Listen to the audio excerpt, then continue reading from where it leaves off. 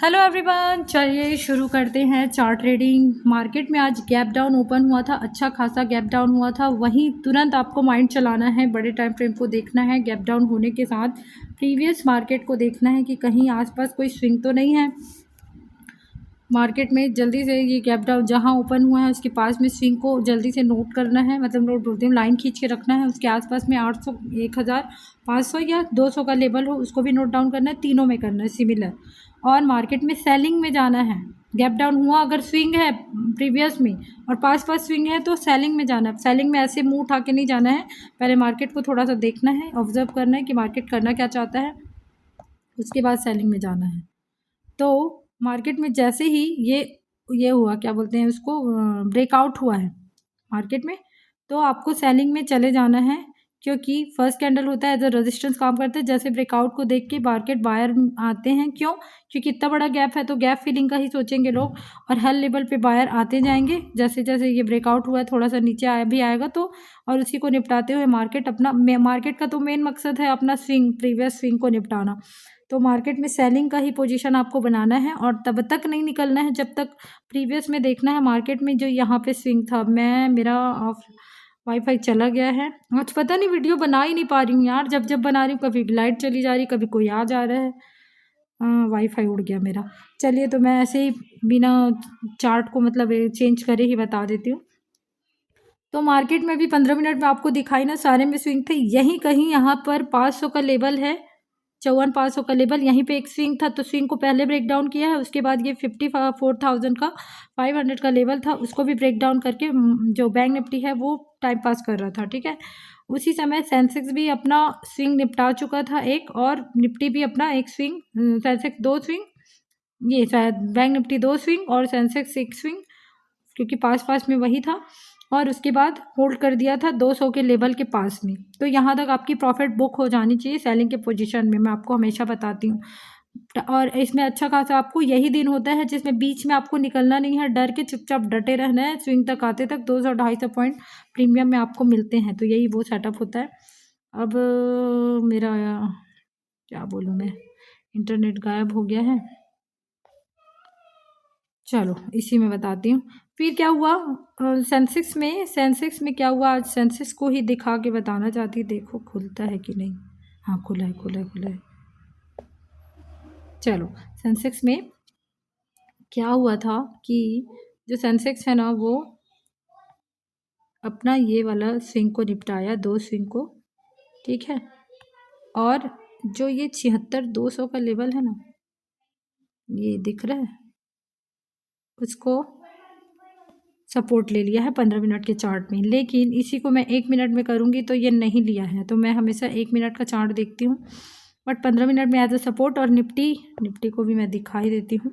Nifty भी अपना ये वाला स्विंग ब्रेक डाउन कर चुका है। ठीक है, वाईफाई ऑन है, जल्दी आ जाओ ताकि मैं बता सकूँ, क्योंकि आज वीडियो ही नहीं बन रहा है, बस टाइम पास हो रहा है। तो ये निफ्टी क्या है, इस अपने स्विंग को निपटा चुका है। ठीक है,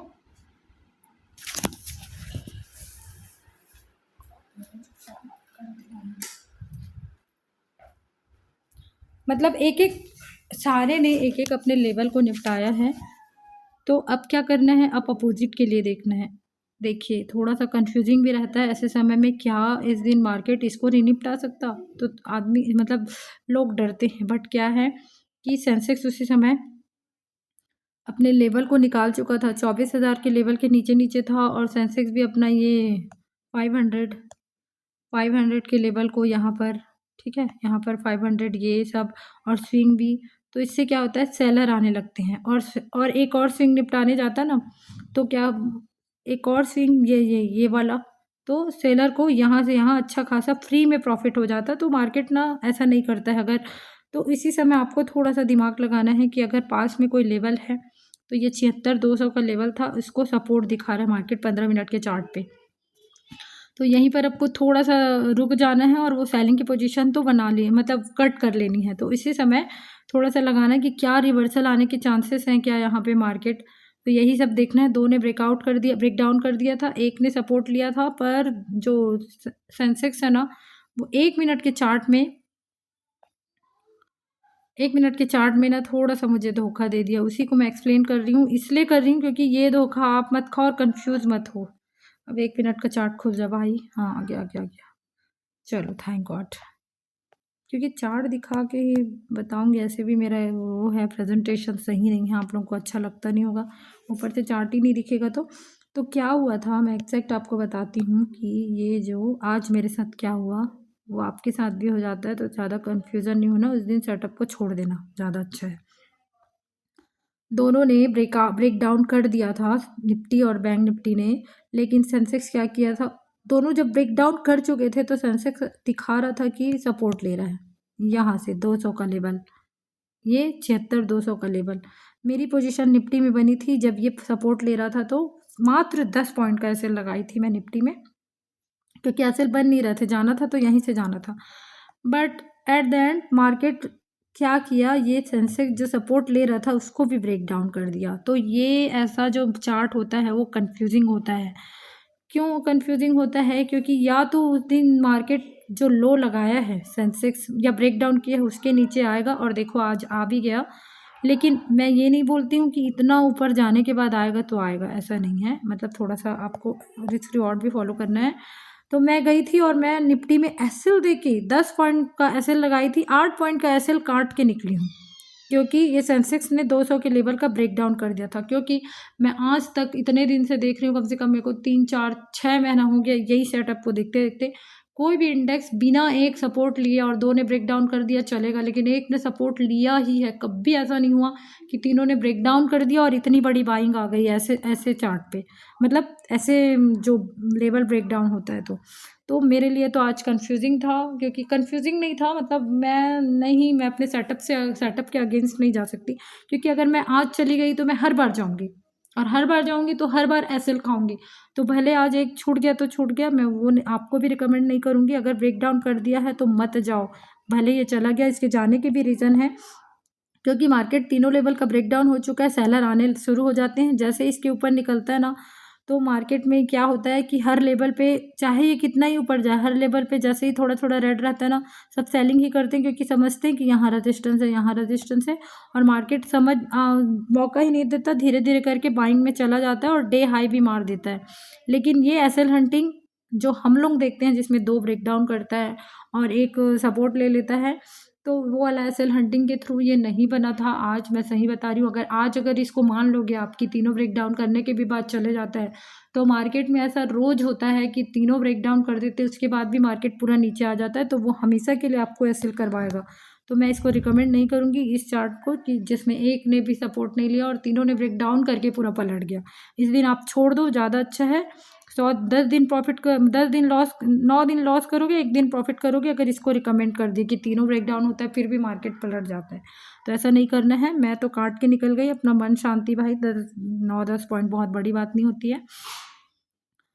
तो ठीक है, इसीलिए मेरा ये ना सेटअप आज फेल हो गया, और मेरा सेटअप है कि अगर ये तीनों ब्रेक डाउन कर देते तो मार्केट उस लेवल जहाँ से ब्रेक डाउन हुआ है उस लेवल के नीचे भी आता है, और आया भी मार्केट, मुझे डाउट था इसीलिए।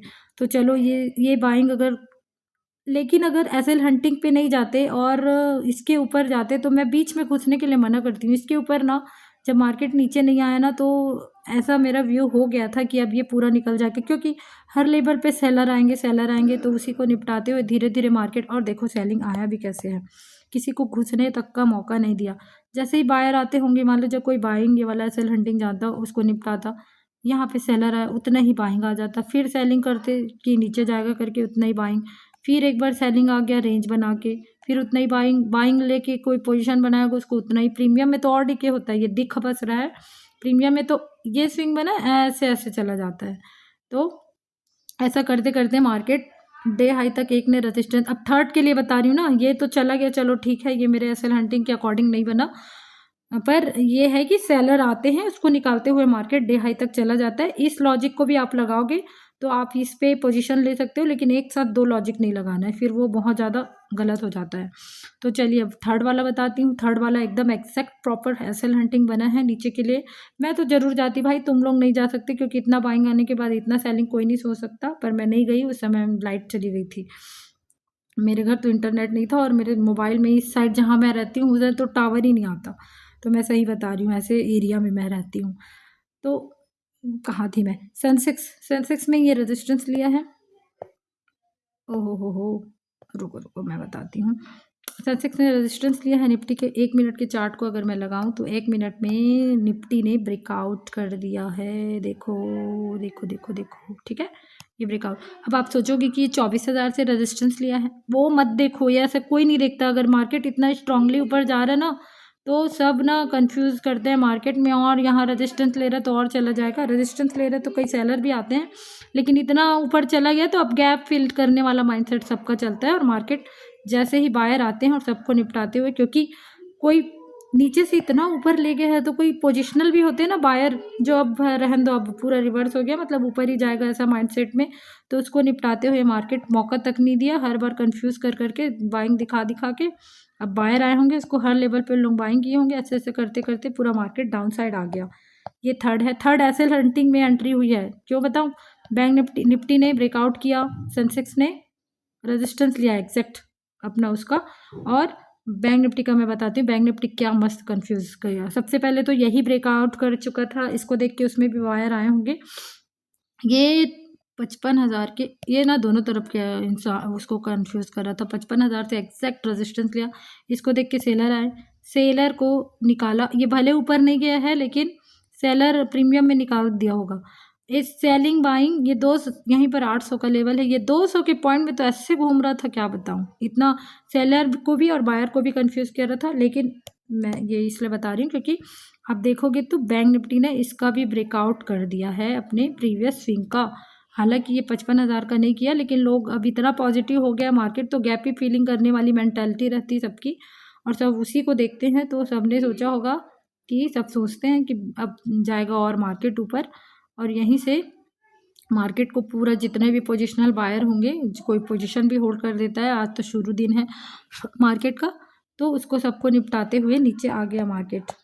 और ये नीचे कल आपको पता चलेगा कि ये क्यों नीचे आया। जो पिछला छूटा है ना सेंसेक्स का स्विंग, अभी मैं बताती हूँ, ये नहीं दिख रहा, ये वाला इसको कल इसकी कहानी करने वाला है मार्केट। बैंक निफ्टी में भी छूटा है, अब कल करेगा कि नहीं नहीं पता, लेकिन इतना गया, इतना रिवर्स आ गया नीचे तक। हालांकि सेलर के ऐसे थे, चाहता तो एक दिन होल्ड करके ऐसे आ जाता, बहुत बड़ी बात नहीं थी कोई, लेकिन आज ही आ गया। तो मुझे लगता है कि ना ये ज़्यादा टाइम नहीं लगाएगा अपना, ये वाला जो छोड़ के गया था उस स्विंग को निपटाने के लिए, इसको तो कल ही या तो ब्रेक डाउन करके ऐसे सीधा सीधा ऊपर जाएगा, या फिर यहीं पे सपोर्ट बना रहा हूँ करके बाइंग को बैठा के ऐसे गैप डाउन करेगा, मतलब सॉरी ब्रेक डाउन करेगा। तो ऐसा कुछ एसएल हंटिंग बनेगा, कल का कल देखेंगे। चलो थैंक यू। 3 सेटअप बने हैं, तीनों समझ आया कि नहीं क्या पता आप लोगों को, क्योंकि यार मेरे पास सिस्टम अभी है नहीं, टैबलेट से ही बनाती हूँ। टैबलेट में ये जो पेन है ना ऊपर नीचे हो जाता है, एक डिलीट करो तो एक ही बार में सब डिलीट हो जाता है, तो चलिए आप एडजस्ट कर लीजिएगा। और ये ग्रीन कलर का स्क्रीन भी ना, मैं थोड़ा वाइट मेरे लिए एकदम अच्छा नहीं है, मैं न्यूमेरोलॉजी थोड़ा मानती हूँ, तो थोड़ा ग्रीन रखी हूँ, आप एडजस्ट करना, जो मेरे से सीख रहा होगा, कोई एक बंदा भी सीख रहा होगा तो। चलिए थैंक यू।